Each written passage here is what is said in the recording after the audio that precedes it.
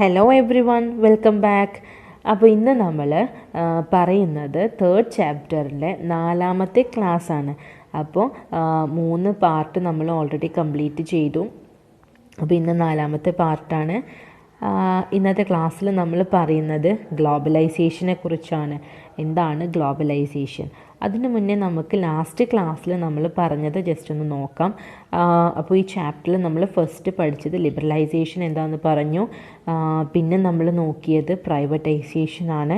Last ക്ലാസ്സിൽ നമ്മൾ ക്ലിയറായിട്ട് പറഞ്ഞു എന്താണ് പ്രൈവറ്റൈസേഷൻ എന്ന്. അതായത് പൊതുമേഖലാ സ്ഥാപനങ്ങളൊക്കെ സ്വകാര്യവൽക്കരിക്കുന്നതിനെയാണ് നമ്മൾ പ്രൈവറ്റൈസേഷൻ എന്ന് പറയുന്നത്. അവിടെ നമ്മൾ ഡിസ്ഇൻവെസ്റ്റ്മെൻറ്റിനെ കുറിച്ച് പറഞ്ഞു. എന്തായിരുന്നു ഡിസ്ഇൻവെസ്റ്റ്മെൻറ്റ്? അതായത് നിക്ഷേപ വിൽപ്പന.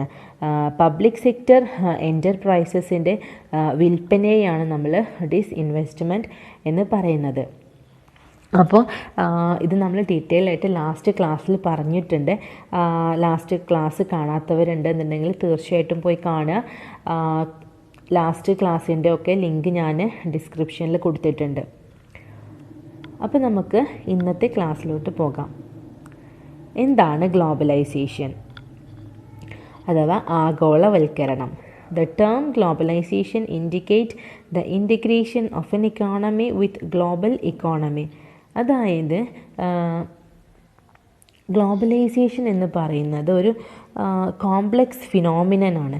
അതായത് ഒരു എക്കോണമിയെ, അതായത് ആഭ്യന്തരമായിട്ടുള്ള എക്കോണമിയെ നമ്മൾ വേൾഡ് എക്കോണമിയുമായിട്ട് ഇൻറ്റഗ്രേറ്റ് ചെയ്യുന്ന ഒരു പ്രവൃത്തിയെയാണ് നമ്മൾ, ഒരു പ്രതിഭാസത്തെയാണ് നമ്മൾ ഗ്ലോബലൈസേഷൻ എന്ന് പറയുന്നത്.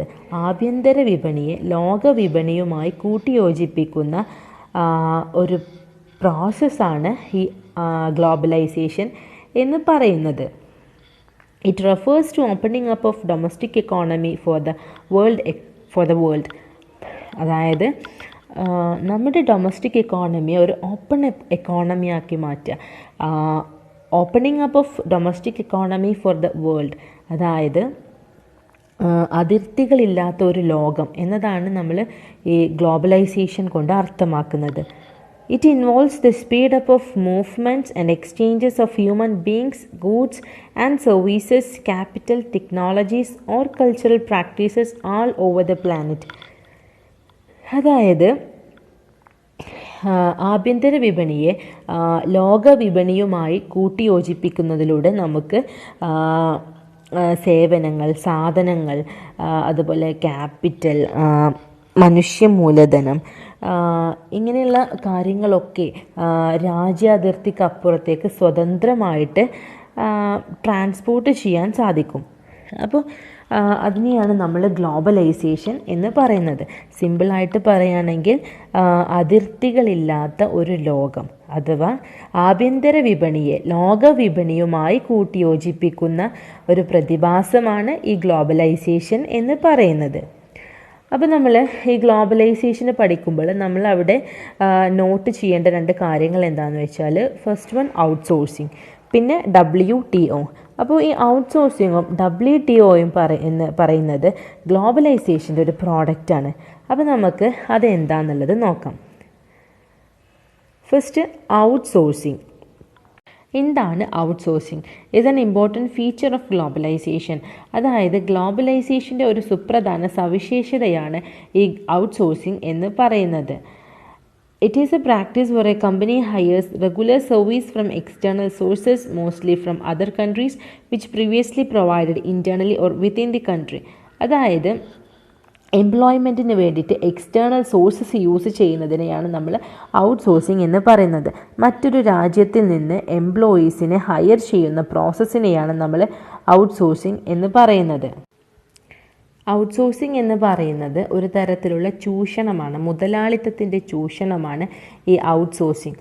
അതായത് ഡെവലപ്ഡ് ആയിട്ടുള്ള രാജ്യത്ത് നിന്ന് സ്കിൽഡായ എംപ്ലോയീസിനെ അപ്പോയിൻ്റ് ചെയ്യണമെങ്കിൽ അവർക്ക് ഹൈ സാലറി കൊടുക്കേണ്ടി വരും. അപ്പോൾ അത് ഒഴിവാക്കാനായിട്ട് ഡെവലപ്പിംഗ് രാജ്യത്ത് നിന്ന് സ്കിൽഡായ എംപ്ലോയീസിനെ ഹയർ ചെയ്യുകയാണ് ഈ ഔട്ട് സോഴ്സിങ്ങിലൂടെ സംഭവിക്കുന്നത്. ഡെവലപ്പിംഗ് ആയിട്ടുള്ള രാജ്യത്ത് നിന്ന് ഹയർ ചെയ്യുമ്പോൾ അവർക്ക് ഓൾറെഡി അൺഎംപ്ലോയിഡ് ആയിട്ട് ഇരിക്കുമായിരിക്കും. അപ്പോൾ അവർക്കൊരു ജോലി കിട്ടിയ ആ ഒരു സന്തോഷവും ഉണ്ടാകും. അതുപോലെ ഡെവലപ്ഡ് രാജ്യത്തിന് ഒരു എംപ്ലോയി ലോ സാലറി കൊടുത്ത് ഒരു എംപ്ലോയിയെ ഹയർ ചെയ്ത ആ ഒരു സന്തോഷവും ഉണ്ടാകും. അതാണ് ഈ ഔട്ട് സോഴ്സിങ്ങിലൂടെ സംഭവിക്കുന്നത്. നെക്സ്റ്റ് നമുക്ക് നോക്കാനുള്ളത് WTO, വേൾഡ് ട്രേഡ് ഓർഗനൈസേഷൻ. എന്താണ് WTO? is an intergovernmental organization that is concerned with the regulation of international trade between nations. അതായത് ഇൻ്റർനാഷണൽ ട്രേഡ് റെഗുലേറ്റ് ചെയ്യാൻ വേണ്ടിയിട്ടാണ് ഇങ്ങനെ ഒരു ഓർഗനൈസേഷൻ ഇൻട്രൊഡ്യൂസ് ചെയ്തിട്ടുള്ളത്. WTO officially commenced on 1st January 1995 under the Marrakesh Agreement signed by 123 nations on 15th April 1994, replacing the GATT, which commenced in 1948. അതായത് ഈ WTO comments ചെയ്യുന്നത് ഗാട്ടിനെ replace ചെയ്തിട്ടാണ്. ഗാട്ട് എന്ന് വെച്ചാൽ general agreement on tariffs and trade. 1948 start ചെയ്ത ഗാട്ടിനെ replace ചെയ്തിട്ടാണ് WTO 1st January 1995 start ചെയ്യുന്നത്. ഗാട്ടിൻ്റെ Uruguay റൗണ്ടിൽ വെച്ചിട്ടാണ് WTO ഉള്ള അഗ്രിമെൻറ്റ് സൈൻ ചെയ്യുന്നത്. 123 രാജ്യങ്ങളായിരുന്നു ഈ അഗ്രിമെൻറ്റിൽ സൈൻ ചെയ്തത്. മറാക്കേഷ് അഗ്രിമെൻറ്റ് എന്നാണ് ഇതിന് പറയുന്നത്. It is the largest international economic organisation in the world. ലോകത്തിലെ തന്നെ ഏറ്റവും വലിയ ഇൻ്റർനാഷണൽ ഇക്കണോമിക് ഓർഗനൈസേഷനാണ് ഈ WTO എന്ന് പറയുന്നത്. അപ്പോൾ ഇനി നമുക്ക് നോക്കാനുള്ളത് ഈ WTOൻ്റെ എയിംസ് എന്തൊക്കെയെന്നുള്ളത് നോക്കാം. Provides equal opportunities to all participating nations in international trade. അതായത് അന്താരാഷ്ട്ര വിപണിയിൽ എല്ലാ രാജ്യങ്ങൾക്കും തുല്യ അവസരം നൽകുക എന്നതാണ് ഈ WTOൻ്റെ ഫസ്റ്റ് എയിം എന്ന് പറയുന്നത്. Next one, remove of tariffs and non tariffs. This leads to removal of restrictions on trade, thereby facilitating free entry and free exit of goods. അതായത് നമ്മൾ ട്രേഡിൽ ഇംപ്ലിമെൻറ്റ് ചെയ്ത റെസ്ട്രിക്ഷൻസ്, ടാരിഫ്സും നോൺ ടാരിഫ്സും ഒക്കെ റിമൂവ് ചെയ്യുക. എന്നിട്ട് എക്കോണമിയെ free entry and free exit of goods ആക്കി മാറ്റുക. Next one, to encourage multilateral trade. അതായത് 2ൽ കൂടുതൽ രാജ്യങ്ങളുമായിട്ട് ട്രേഡ് നടത്താൻ എൻകറേജ് ചെയ്യുക. Next one, extension of trade by including trade in services like banking, insurance, communication. അതായത് ട്രേഡ് എക്സ്പാൻഡ് ചെയ്യുക. സർവീസസിലുള്ള ട്രേഡൊക്കെ ഇൻക്രീസ് ചെയ്ത് ട്രേഡ് എക്സ്പാൻഡ് ചെയ്യുക എന്നതാണ് ഒരു എയിം എന്ന് പറയുന്നത്. അപ്പോൾ ഇത്രയാണ് എയിംസ് ഓഫ് WTO എന്ന് പറയുന്നത്. First one, provides equal opportunity to all participating nations in international trade. അതായത് അന്താരാഷ്ട്ര വിപണിയിൽ എല്ലാ രാജ്യങ്ങൾക്കും തുല്യ അവസരം നൽകുക. Next, remove of tariffs and non tariffs leads to removal of restrictions on trade, thereby facilitating free entry and free exit of goods. അതായത് നിലവിലുള്ള റെസ്ട്രിക്ഷൻസ്, ടാരിഫ്സും നോൺ ടാരിഫ്സും ഒഴിവാക്കുക. അതുമൂലം free entry and free exit of goods possible ആക്കുക. Next, to encourage multilateral trade. അതായത് 2ൽ കൂടുതൽ രാജ്യങ്ങളുമായിട്ടുള്ള ട്രേഡ് എൻകറേജ് ചെയ്യുക. Next one, extension of trade by including trade in services like banking, insurance, communication. അതായത് ട്രേഡ് ഇൻ സർവീസസ് ഒക്കെ increase ചെയ്തിട്ട് trade എന്ന് പറയുന്നത് എക്സ്പാൻഡ് ചെയ്യുക. അപ്പോൾ ഇത്രയാണ് എയിംസ് ഓഫ് WTO എന്ന് പറയുന്നത്. അപ്പോൾ ഇത്രയും കാര്യങ്ങളാണ് ഗ്ലോബലൈസേഷനിൽ പറയാനുള്ളത്. അപ്പോൾ ഇനി നമുക്ക് ഡിസ്കസ് ചെയ്യാനുള്ളത് impact of new economic policy. അതായത് 1991 ഇംപ്ലിമെൻറ്റ് ചെയ്ത ന്യൂ ഇക്കണോമിക് പോളിസി അഥവാ ന്യൂ ഇക്കണോമിക് റിഫോംസ് കാരണം നമ്മുടെ ഇക്കോണമിയിലുണ്ടായ ഇമ്പാക്റ്റ് എന്തൊക്കെയെന്നുള്ളതാണ് നമ്മൾ ഇനി ഡിസ്കസ് ചെയ്യുന്നത്. പോസിറ്റീവ് ഇമ്പാക്റ്റും നെഗറ്റീവ് ഇമ്പാക്റ്റും ഉണ്ടായിട്ടുണ്ട്. അപ്പോൾ ഈ ചാപ്റ്റർ നമ്മൾ കംപ്ലീറ്റ് ഡിസ്കസ് ചെയ്തത് ഈ ന്യൂ ഇക്കണോമിക് പോളിസിയെക്കുറിച്ചാണ്, അതായത് ലിബറലൈസേഷൻ, പ്രൈവറ്റൈസേഷൻ ആൻഡ് ഗ്ലോബലൈസേഷൻ. അപ്പോൾ ഇതിൻ്റെ എല്ലാം ഇമ്പാക്റ്റ് എന്താണെന്നുള്ളതാണ് നമ്മൾ പറയുന്നത്. അപ്പം നമുക്ക് ഫസ്റ്റ് മെറിറ്റ്സ് നോക്കാം, പോസിറ്റീവ് ഇമ്പാക്റ്റ് എന്തൊക്കെ ആയിരുന്നു എന്നുള്ളത് നോക്കാം. First one, increase in GDP, അതായത് നമ്മുടെ GDP ഗ്രോത്ത് എന്ന് പറയുന്നത് ഇൻക്രീസ് ചെയ്തു. Next one, increase in foreign exchange reserves, അതായത് നമ്മൾ ഈ ന്യൂ ഇക്കണോമിക് പോളിസി ഇംപ്ലിമെൻറ്റ് ചെയ്യുന്നതിന് മുന്നേ നമ്മുടെ ഫോറിൻ എക്സ്ചേഞ്ച് റിസർവ് എന്ന് പറയുന്നത് $1.2 ബില്യൺ ആയിരുന്നു. അത് നമ്മൾ ലാസ്റ്റ് ക്ലാസ്സിൽ പറഞ്ഞിട്ടുണ്ട്. അതുപോലെ അപ്പോൾ ഈ 2019 കണക്ക് പ്രകാരം ഇന്ത്യയുടെ ഫോറിൻ എക്സ്ചേഞ്ച് റിസർവ്സ് എന്ന് പറയുന്നത് $476 ബില്യൺ ആണ്.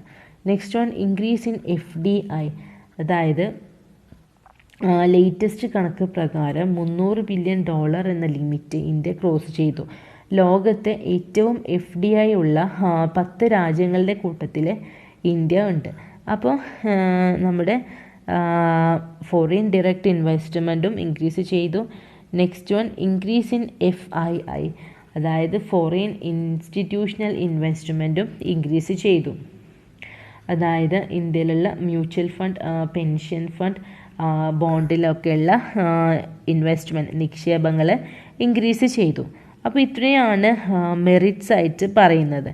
ഇനി ഈ ന്യൂ ഇക്കണോമിക് പോളിസിയുടെ നെഗറ്റീവ് ഇമ്പാക്ട്സ് എന്തൊക്കെയാണെന്നുള്ളത് നോക്കാം. First one, led to wide spread of inequality between rich and poor, അതായത്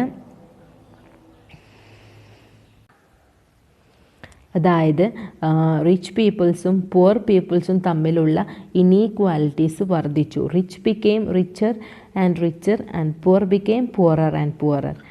നെക്സ്റ്റ് വൺ, കോസസ് അൺഎംപ്ലോയ്മെൻറ്റ്, ഇക്കോണമിയിൽ ഗ്രോത്ത് ഒക്കെ ഉണ്ടായിരുന്നു എങ്കിലും അൺഎംപ്ലോയ്മെൻറ്റ് കൂടി വന്നു. Next one, backward of agriculture, അതുപോലെ തന്നെ അഗ്രികൾച്ചർ എന്ന് പറയുന്നതും ബാക്ക്വേർഡായിരുന്നു. Next, industrial growth has declined, അതായത് ചീപ്പർ ഇമ്പോർട്ട്സ് കാരണം ഇൻഡസ്ട്രിയൽ ഗ്രോത്തും തകർന്നു.